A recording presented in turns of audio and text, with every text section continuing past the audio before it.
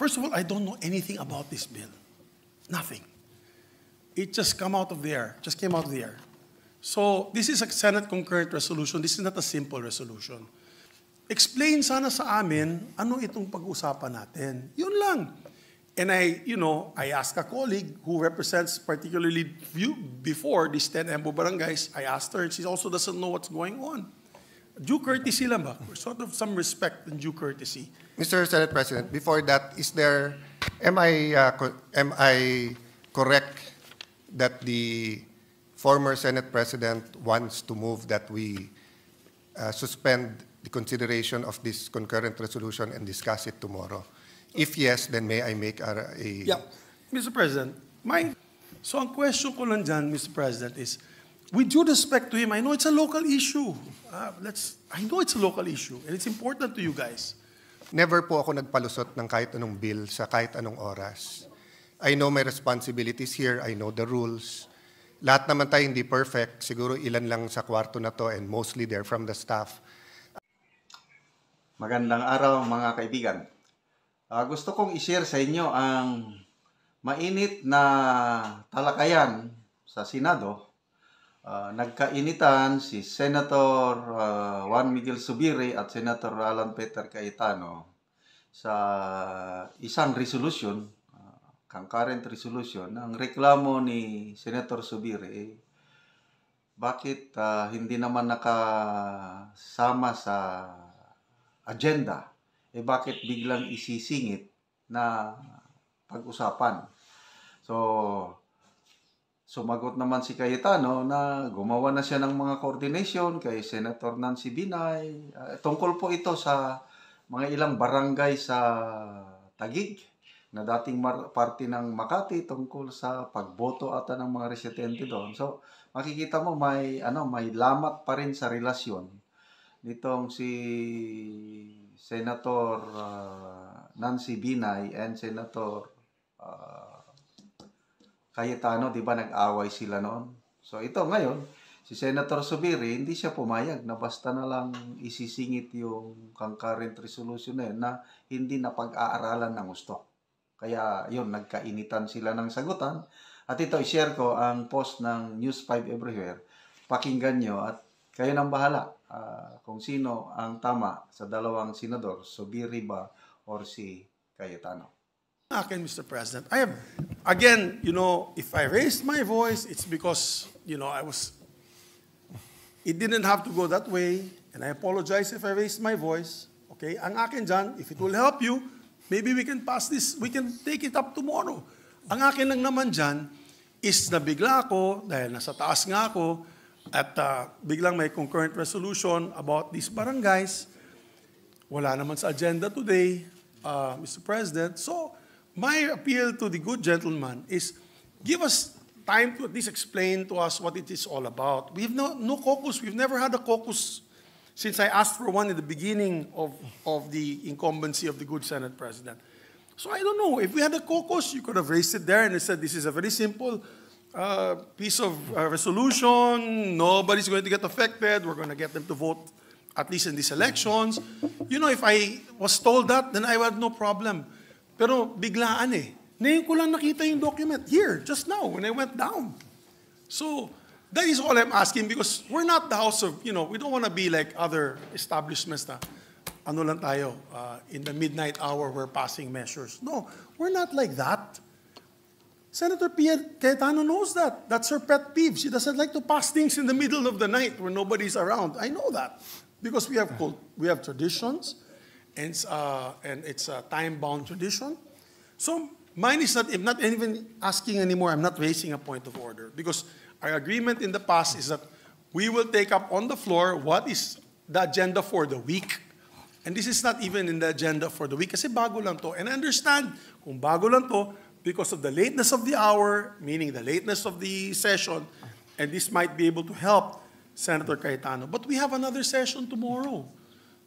Mr. President. So, there should be no problem. All we need to know is just understand, what is this all about? How can we help you? Ayoko din ma-disenfranchise sila eh. Ayoko din, Mr. President. Yung mga taga-Taguig at sa Embo Barangays. Ang gusto ko lang sana, is just explain to us what this is all about. Because this is a concurrent resolution. If it was a simple resolution saying that the Senate would like the COMELEC to recognize these EMBO barangays and come up with this procedure, wala po akong problema, Mr. President. But this is a concurrent resolution, which is a tad higher, a notch higher in terms of implementation and validity. Yun lamang po, Mr. President. No offense meant to my dear colleague. I know it means a lot to him. I'm not here to stall, and I'm not here to disenfranchise anyone. Yun lang po, Mr. President. Yung akin lang, sana ma-explain lang sa amin. And with due respect, we're all elected senators here. I will not pass a measure na hindi ko papadaanan sa inyo or to anyone, in fact, without going through the motions. Yun lang po, Mr. President. Yun lang request ko. It's just a simple request that tradition should be followed, at least to explain to us, at least come up with an interpellation on the measure on this particular concurrent resolution. Because even with simple resolutions, we have periods of interpellation. We have period of amendment in simple resolutions, lalo ng concurrent resolutions. So yun lang po ang request ko, Mr. President. Thank you. Mr. President, let me just state before the Honorable Cayetano responds with his manifestation, Chair would like to place on the record. Number one, as correctly pointed out by Senator Zubiri, this is a concurrent resolution, and by virtue of the Supreme Court decision, is no different from an ordinary resolution. Hence, it does not have to go through 3 separate readings on 3 separate days. Number two, we did give due courtesy to Senator Nancy, even if this involves barangays that are no longer part of Makati, but because the chair thought it used to belong to Makati, we cleared it with her. I don't know if the statement of the gentleman was stated on the record that we consulted their administrative staff. The answer is no.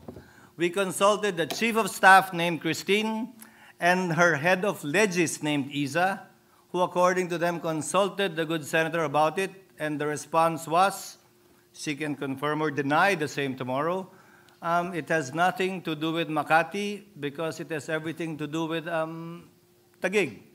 Hence, we proceeded and clarified it with the minority leader, with the indulgence of the minority leader, given the urgency of the matter as raised by Senator Cayetano. Just to place that on the record. Senator Cayetano. Yeah, is Mr. recognized. President, thank you for clarifying that because I just like to put on the record, this is my 3rd term as a senator. I've been a majority leader, minority leader. Never po ako nagpalusot ng kahit anong bill sa kahit anong oras. I know my responsibilities here. I know the rules. Lahat naman tayo hindi perfect. Siguro ilan lang sa kwarto na to and mostly they're from the staff ang memorize ang rules. No? Kaya nga makikita ng mga taong nanonood ngayon, lumalapit pa kami dyan sa harap or dito sa gilid sa staff kapag ka magtatanong sa rules because may precedents yan, rich na yung history. Now, we did not violate the rules because the joint resolution, the concurrent resolution was filed yesterday. And unlike before that it was treated like with force of law, dinadaan po natin yan in a process that's like that. But after the Supreme Court decision na sinasabi it's like a resolution, it's the sentiment, yung kalooban ng House at Senate, we treat it like any other resolution. The person objecting now was our former Senate President. He knows naman that you do not go to all 24 senators. You go to the minority because you're part of the majority. And I did go to the majority last night pa. Last night, the Senate President advised me to talk to Senator Nancy, and due to some recent misunderstandings, he offered na kung gusto mo, ako nakakausap. And I waited all day long until nga mag-respond yung Chief of Staff niya. So it's not just an emotional issue. It's not a local issue. It's an issue of constitutional importance, the ability for people to vote. The good senator, Senator Zubiri said, kung i-explain lang sa kanya, kaya nga ako lumapit sa kanya sa harap eh. Sabi ko, gusto mo explain. Sabi niya, bukas na. Sabi ko, I don't wanna take the risk. Nakita nyo naman yung mga ulan ngayon, kung bumagyo bukas at mag-adjourn tayo. So, walang taga-EMBO na pwedeng tumakbong congressman, walang pwedeng bumoto. This is a 5-page resolution. Very easy reading. I'm ready now to answer any of his questions or questions ni Senator Binay. If he apologizes for raising his voice, me too. I mean, I know it's still emotional for him. That's why ilang beses na nagsisigawan dito, never ko siya in-approach, never ko siya kinontra. Nakaupo lang ako dyan sa harap, or dito, or dun sa tabi ni Senator Tulfo. Tumatabi-tabi lang po ako. But that's why I humbly came to him kanina while he was on the phone with Senator Binay and said, can I explain this to you? Pwede ko ba i-explain sa'yo? Kung may question, so let's not come here and say na, hindi, bukas na to, ipaliwanag lang. I'm ready to explain it to him now. It's a very simple resolution. It's very simple. They are allowed to vote for mayor, vice mayor, councilors, each and every one of them. But the COMELEC said they are now Taguig and they're not under Makati under the Supreme Court decision. At sabi ng COMELEC, you cannot vote for congressman. So Congress is left with two things: doing nothing or telling the COMELEC, if you ask us, you should let them vote, and these are the districts. What's my basis for this is the districts? Both the official statistics and the hearings of the Sangguniang Panglungsod of the city of Taguig. It's that simple. This isn't a complicated bill. We all know naman pag nag-file tayong bill, your office takes judicial notice once it's read in first reading. So kahit ito'y concurrent resolution, may first reading to. Hindi kailangan lapitan yung 24, but if that is the pleasure of Senator Zubiri, I humbly did that kanina. So but let's not make it appear that this is a simple, this is a complicated bill, this has implications, this is ganito, and let's just wait till tomorrow. That's not true. Diba? The resolution is there. Diba? Nakiusap na lang, sabi nga ni Minority Leader, please make it brief for a simple reason. I think the Minority Leader and Senator Risa are up, 5, 6 a.m. sa dami ng papeles. They usually go home from session 8, 9 p.m. They have early hearings, but they're here. Diba? So sa akin, Mr. President, if the former Senate President heard me, I'm making appeal. Not for myself. You know, wala akong vested interest dito in the sense that my wife as mayor, sinabi na ng COMELEC, pwede siyang tumakbo. And pwede siyang iboto sa EMBO.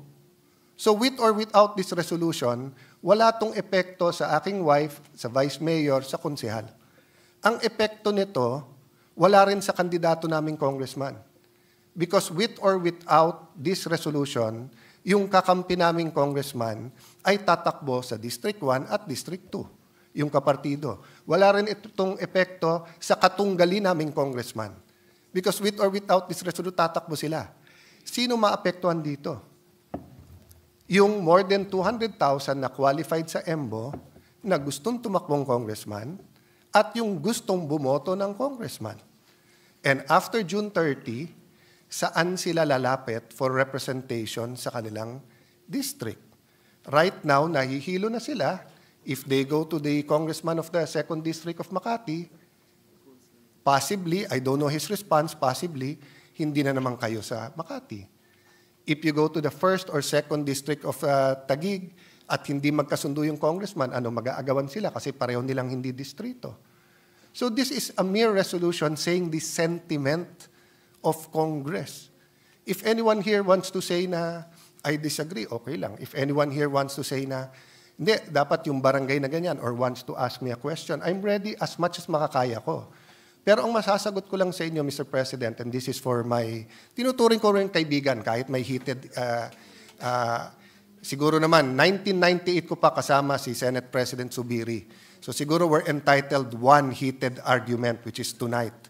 No? Kasi 1998 ko pa naman siya. Madalas, magkaiba kami ng stand, pero hindi naman kami nagkakainitan. So if you're apologizing for raising, I also apologize for raising my voice, my friend. But you know, if this was Bukidnon, at hindi sila makakaboto, hindi sa i-give ko lang sa iyo eh. I'll stand there, I'll listen to you, I'll even help you kung hindi mo kasundo si Nancy. But yung nangyari tonight, I mean, ikaw na magsabi, di ba? I mean, you could have said 1 minute suspension, usap tayo. But yun nga, I mean, wala naman akong choice eh. If you guys want to wait for tomorrow, but if something happens tomorrow, di ba, what do I tell the people of Embo? Sorry, hindi kayo pwedeng tumakbong congressman kasi walang ginawa ang Senate. Di ba? Ang House are ongoing pa. Nandun si Mayor Cayetano together with the other officials of Taguig. Precisely nga, we don't want to wait till the last minute. I mean, I wouldn't risk anything that important to you, brother, to the last minute. So, kung merong kang pagtingin sa matagal natin pagsasama, let's debate on other critical areas that we really disagree. Eto naman, kahit tignan mo ng mabuti, there's nothing hidden there. There's no hidden agenda. Una-una kung hidden agenda, tinago namin. Please take a look at the resolution. There's nothing there which isn't quite clear, factual, you can get from any website, di ba? But, you know, let me just extend ng konti. We treat it as a bill. You call all the barangays. You call the COMELEC. They'll tell us everything we want to know na. We prefer a 3rd district. Gusto namin sa Taguig 3rd district. Bakit hindi? Madadagdagan kami ng congressman. Ang problema nga, may moratorium at hindi na aabot ng October 1 to 8. Di ba? Oh. So, what's the other option? The other option for us now is wag silang pabotohin. That will be the first time in Philippine history na meron taong bawal bumoto sa kanyang congressman. Meron nga tayong bill na yung overseas voting, payagan na rin sila sa local. Kasi sa ngayon, di ba, President, Vice President at Senadors yung absentee voting. May bill nga tayo na pabotohin sila. Eto na sa Pilipinas Hindi makakaboto. It's not your fault, it's not my fault, it's not the Binay's, it's no one's fault because yung timing and circumstance ng Supreme Court decision and yung pleasure ng House na wag magdagdag ng miyembro. Some of them feel we're an exceptional case at dapat payagan. Hindi namin brinaso yon. And even if kung kusa sa loob nila magpasa ng 3rd district, hindi na kaya in 1 week. What will we do? Pipilitin natin by December or January na magpasa ng 3rd district. In the meantime, all the candidates in that area will know what to do. There will be no discussion on the issues, whether local or national. Di ba? So, yun naman sa akin, no? Na I leave it to the pleasure of the former Senate President and gentleman from Bukidnon, no? If you ask me, ako'y nakikiusap, ipasa na natin. Since walang masasaktan dito. Kung may makita kayong masama tomorrow, you can move to recall it. And the other members will be here. Oh. Kung may mangyari tomorrow for one reason or the other at hindi ito mapasa, how do we answer our constituents? Constituents, binoto rin naman tayo nung kanya-kanya nating lugar Di ba? So maybe that would be acceptable to him, that we pass it. If they see something wrong, tell me. Ako mismo mag-move to reconsider, then we will discuss it. Nandito naman siya. Any member who's here and voted for it can move for the reconsideration.